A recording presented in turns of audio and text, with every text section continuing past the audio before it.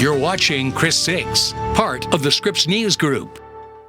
Welcome back, folks. So a controversial election bill that I actually went into detail with earlier on in the year could see floor action in Washington as early as today. Yeah, we're talking about the Save America Act passed by the House. It would require Americans to show proof of citizenship to register to vote in federal elections. Now, to talk more about this, we bring in our Deputy Political Director, Joe St. George. Hey, good morning, Joe. So does this bill have a chance of passing in the Senate? And could Republicans abandon the filibuster to actually get it done?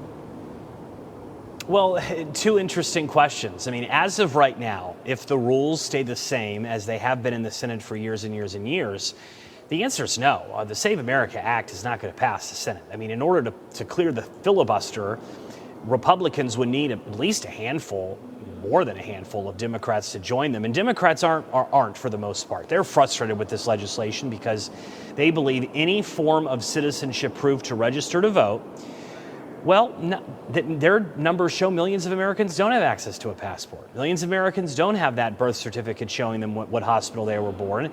And the concern is that this would create a major hindrance to going to the polls and voting. President Trump has said this may be the most important piece of legislation that Congress votes on the entire year. The president believes this is about protecting democracy, preventing fraud in elections. You often hear Vice President Vance say this is just common sense to make sure that you have citizens in this country voting, people who are born in this country voting. Now, to be clear, you need to be a U.S. citizen to participate in federal elections right now, but it's typically just checking a box and signing it under signature and under a threat of perjury. This would be a step further. It would create a new burden, I think, for local election offices because they'd have to verify certain documents. It couldn't just be a very quick registration process. But this, again, is a debate the president wants. And I think because the president, guys, has threatened to not sign any legislation until this passes Congress, it's the reason why Congress is going to give a bit of a fight here.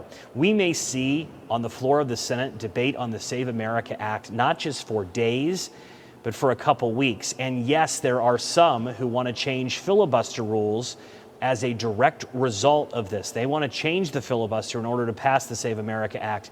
And as of right now, Republican leaders in the Senate are not going down that path. But we will watch it, not just today, not just tomorrow, but likely well into the weekend. The Save America Act, again, a big priority of President Trump with potential huge impacts on voting when it comes to voting for any federal office in this country.